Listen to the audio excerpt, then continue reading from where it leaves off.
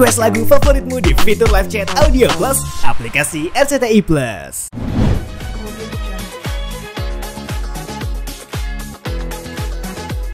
Alhamdulillah hari ini puji syukur kepada Allah bisa diberikan kesehatan sampai ke sini dan bisa melihat progres. Alhamdulillah Masjid Sufah AHA udah berdiri di sini setelah dari tahun lalu sih waktu datang ke sini ini masih tanah, sekarang udah ngeliat perkembangannya dan sangat senang sekali, hati saya sangat puas juga. Dan luar biasa juga sambutan dari keluarganya Mas Kakang yang banyak memberikan saya ilmu juga bagaimana sih segala hal berkaitan dengan masjid, pesantren dan lain-lain gitu. Oke, nah untuk desainnya sendiri sama penamaan masjidnya sendiri. Nah, kalau itu kita sambil panggil Mas Kakangnya biar nanti bantuin jawab ya. Oke, untuk desain memang dari awal saya itu diskusi sama Mas Kakang untuk pengen bikin masjid yang yang anak muda gitu ya. Anak muda, sebelumnya sempat udah ada desain juga ya sebelumnya, tapi aku bilang pengennya yang kayak minimalis lah. Minimalis, terus agak industrial juga, warnanya juga keabu-abuan waktu itu mintanya. Dan alhamdulillah Mas Kakang ini bukan hanya kiai tapi bisa juga ikut mengkonsepkan masjid. Alhamdulillah kita bareng-bareng dengan keluarga besar Pondok Pesantren, kita gambar mandiri, kemudian kita konsep dan kita konsultasi dengan tukang konsul. Alhamdulillah masjid bisa berdiri sesuai harapan dan ekspektasi kita, bahkan melebihi. Alhamdulillah.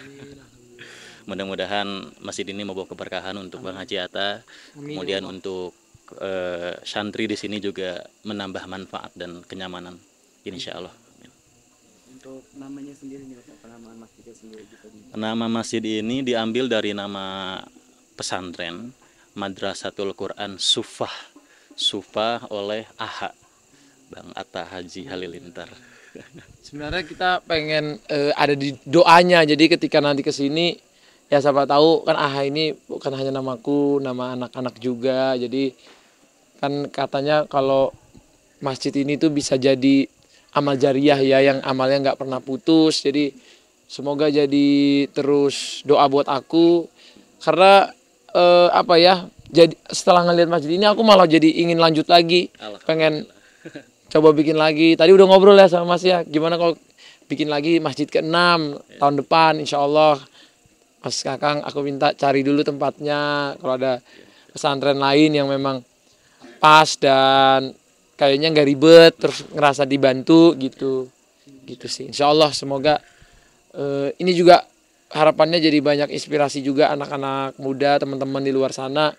Menurutku dengan kita bikin kayak gini insya Allah membuka pintu-pintu silaturahmi, pintu rezeki, amin. Dan juga pintu keberkahan, amin, untuk keluarga gitu. Amin. Oke, untuk ini sendiri gimana sih, apakah emang di Purwakarta untuk survei-surveinya seperti ini? Sebenarnya aku ketemu sama Mas Kakang ini pas haji. Jadi pas lagi haji saya lagi sholat gitu ya di depan Masjidil Haram.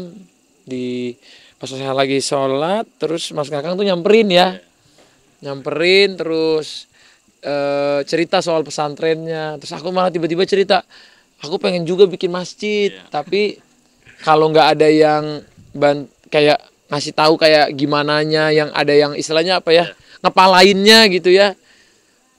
Karena aku kan istilahnya kalau di peragamaan gini nggak ilmunya kayak Mas Kakang, abinya, uminya, keluarganya yang benar-benar basicnya dari pesantren, dari yang memang bidangnya gitu ya. Jadi kadang-kadang aku juga pernah bangun masjid yang aku ngerasa tadinya cuma mau lepas aja malah jadinya kayak gimana ya, nggak ada yang ngurus atau ngerasanya kayak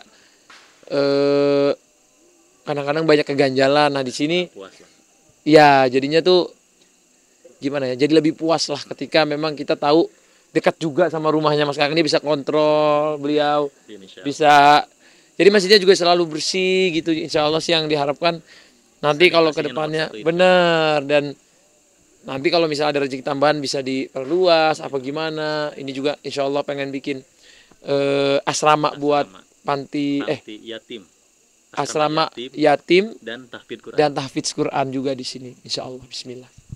kelilingi juga ini kata sama stafis-stafis santri gitu kan, bisa mencerminkan juga Benar. untuk ajuran untuk kombinasi. Iya, jadi memang dari awal pengen bikin kayak gini biar anak-anak saya juga nanti suatu hari ngelihat dan bisa melanjutkan sih apa yang udah dibikin, dan aku juga pengen mereka jadi santri baca Quran. Mungkin dia kalau belum bisa masuk asrama, tadi saya minta bisa nggak ya ada orang guru ke rumah gitu. Jadi selain mereka belajar di sekolahnya, pas pulang dipaham agama juga. Aku juga sama istri pengen mendalami lagi Al-Quran pelan-pelan. Jadi walaupun dunianya dunia hiburan ya, tapi kita pengen walaupun nggak bisa totalitas seperti Mas Kakang, keluarga dan para anak-anak di sini, Meluangkan waktu. tapi pengen coba lah kita belajar juga. Apalagi ini momentumnya pas di bulan suci Ramadan, niatnya pas di haji, terus pengen banget launchingnya juga di bulan Ramadan gitu. Jadi alhamdulillah semuanya terlaksana, dan di bulan penuh berkah ini berdiri, dan tadi saya sholat rasanya haru banget gitu, kayak malah saya pengen lama-lama gitu, pengen baca Quran dulu, pengen apa dulu, jadi ntar pengen bawa anak-anak juga ke sini ngeliat.